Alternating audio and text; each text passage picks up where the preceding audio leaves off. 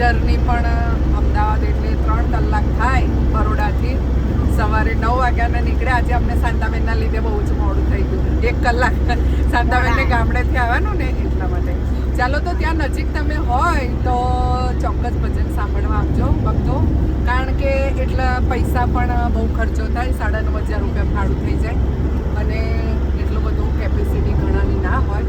તો જ્યાં નજીક મોરૈયા ગામમાં જેને નજીક પડતું હોય ભક્તો તો આવી શકો છો ભજન સાંભળવા. દક્ષાબેન કશું બોલતા હતા. ભક્તોને એ છે કે તમે અમદાવાદ આવો તમને જણાવો તો અમે આવી શકીએ. તો એડ્રેસ મંજુબેન નાખી દેજો આપણે. એટલે મોરૈયા ગામ તો નાનું જ છે એટલે એવું કંઈ મોટું નહીં. તો તમે ગમે ત્યાં આવીને પૂછી શકો છો. પટેલોના ઘરમાં જ છે અને પટેલો તો ખબર જ પટેલોના ઘરે જ ભજન મોટા ભાગે બધા હોય છે. જે પણ ભજનના ભાઈ શોખીન હોય એ ભજનમાં આવી શકો છો.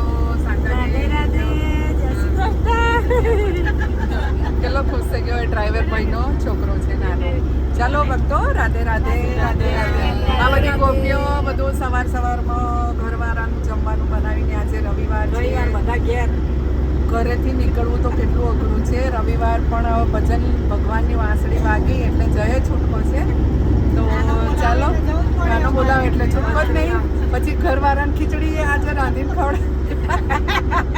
રવિવારે તોય દાળ ભાત ના બને, આજે ખીચડી. ચાલો ભક્તો, રાધે રાધે રાધે રાધે. જય શ્રી કૃષ્ણ.